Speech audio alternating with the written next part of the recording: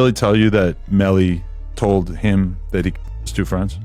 He ain't come out and say, like, we got... Big news today. Mariah Hamilton, YNW Melly's ex-girlfriend and the daughter of state witness Felicia Holmes, was arrested while coming back to the country on Sunday afternoon, January 26th.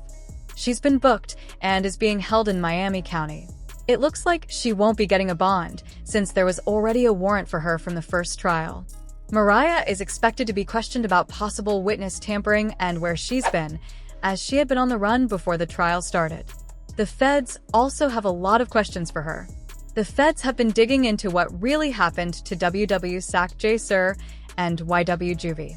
They looked into Mariah Hamilton's iCloud and found some suspicious activity linked to YW Melly, suggesting he might have pressured her not to testify in the trial. This is known as witness tampering. If Melly is found guilty, he could face a life sentence. They raid your crib and the surveillance footage of the is in your DVD player. They'll be like, oh, okay, thank you, brother. Even if he didn't directly take out Sac J. Sir and Juvie. The authorities have now filed 6 new charges against Melly and 2 others who are allegedly involved. These charges include witness tampering, directing criminal activities, and unlawful use of a communication device. Some of these charges carry life sentences, if convicted. This couldn't have come at a worse time. Mariah has been on the run for over a year, and just before Melly's second trial, she suddenly returns to the U.S. The feds had been investigating her because people in Melly's hometown had been talking a lot about her involvement. Crime this resulted in YWJV's father even doing his own investigation, asking around town people that he knows from all areas, where he learned that Melly was using code words against Mariah to make her not testify against him in trial. There was this kind of crazy way that Melly was communicating. He wasn't allowed to use the phone, but he was passing notes to people, and then this person's calling this person, and then that. And if found guilty, Melly will be sentenced to life inside of prison for witness tampering charges alone. With this information being released in the court files, it answers the question on why YNW Melly has been treated so poorly inside a jail, as one interview from Melly's mother made the claim that Melly hasn't been allowed to use a phone or even look at his own mail inside a jail. It's illegal for anyone to tamper with a witness, but if the feds have proof that Melly was using jail phones for witness tampering, it might explain why they were keeping a close eye on him. While Melly hasn't been convicted of anything, and even convicted inmates have the right to use the phone, the feds claim he was misusing the jail phone to commit witness tampering. They must have solid evidence, or else they wouldn't be restricting his phone access. Later in an interview, Jamie King, Melly's mother, shared how heartbroken she is for her son. She feels powerless, especially since he isn't being treated like a human in jail. When she heard his statement about how he's been hurt and scared for his life, she said it was truly heartbreaking. As a mother, it made her feel completely helpless.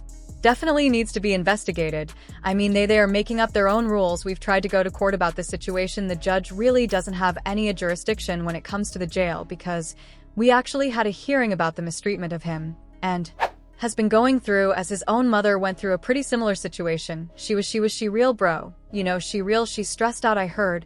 She had, yes, she real. And I, you know, I reached my hand out to him, 'cause I'm real, yeah, I reached out to him, bro.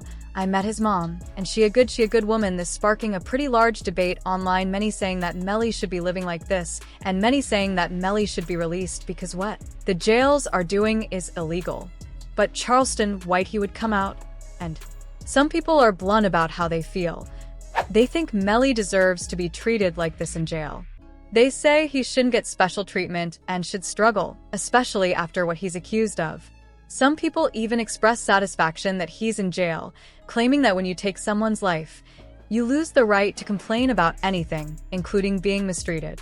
This all led up to Melly's first court hearing for his second trial, where we saw WW Melly looking very angry without a haircut, but his mood would quickly change when the judge announced his release date. It would be announced Melly has to make an informed decision about who he wants his lawyers to be. He's been sitting in our jail for 2,159 days, leaving everyone, including YW Melly, very surprised. No, but let me repeat myself, Mr. Diones has to make an informed decision about who he wants his lawyers to be. He's now been sitting in our jail for 2,150. This kind of crazy way that Melly was communicating. He wasn't allowed to use the phone, but he was passing notes to people, and on a bond, as YNW Melly's lawyers would then stand up inside of the courtroom sharing 2 more reasons why he should be out. 1 pile of evidence coming from the original trial with Melly's ex-girlfriend Mariah Hamilton, where Melly was texting her in real time when the crime went down and even called her on her phone when he was running away from the men down the street and hiding into a bush. That would be the part he's saying that someone just SH'd the car up and was trying to shoot them. So I asked him if he was okay, where he was, and it was a night that would change everything. A night where things didn't go as anyone had hoped, and it would leave people with more questions than answers. There was a car coming up from behind, and from the way it was approaching, it seemed like it wasn't meant to be there. As the car got closer, the person in the situation felt the tension build. They could feel the uncertainty in the air. Something wasn't right. The person was nervous, almost as if they were being watched. It was as if the shadows held more secrets than anyone could have imagined. The person said, "Yeah, I think they're still out here or something," trying to keep their calm but failing to mask the fear. The tension was thick. "Are you okay?" someone asked, trying to assess the situation, trying to gauge if everything was all right. There was a moment of hesitation, but the response came, "I'm okay."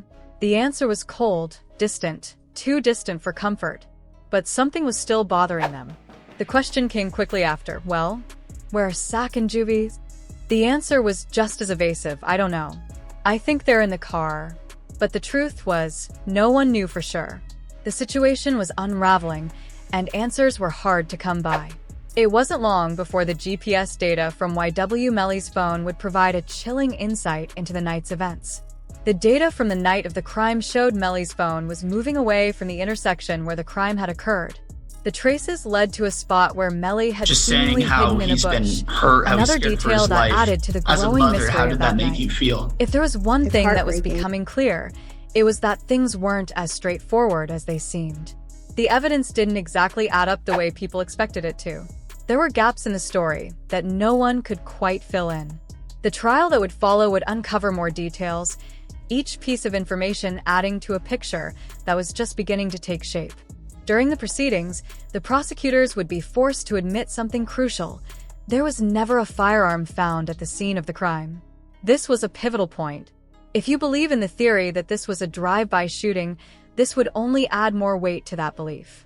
The fact that the people who used the firearms drove off immediately after the crime was committed pointed to a drive-by attack. That made more sense than anything else. This revelation about the lack of evidence of a firearm led many to speculate further, questioning the true nature of what had happened that night.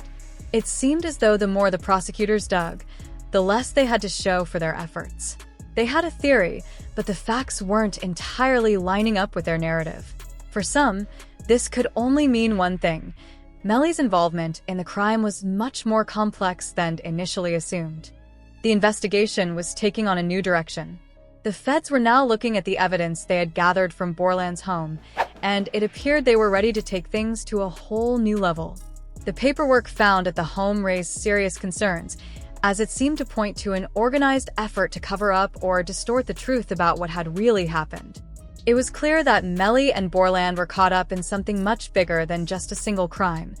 They were potentially linked to a larger conspiracy, and the discovery of this paperwork could be the key that unlocked the rest of the mystery.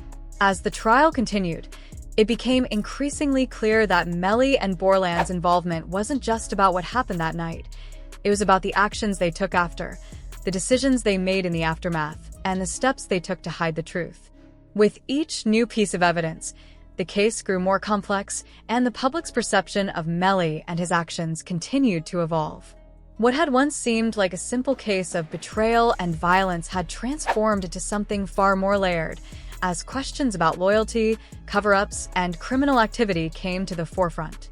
In the end, the story of Melly and Borland's actions that night, as well as the aftermath, became a chilling reminder of how far some people will go to protect themselves, and how quickly the truth can become buried in a web of lies and deceit. The road ahead for Melly was uncertain, and as the investigation dug deeper into the evidence, it was clear that the consequences for his actions could be far more severe than anyone had initially imagined.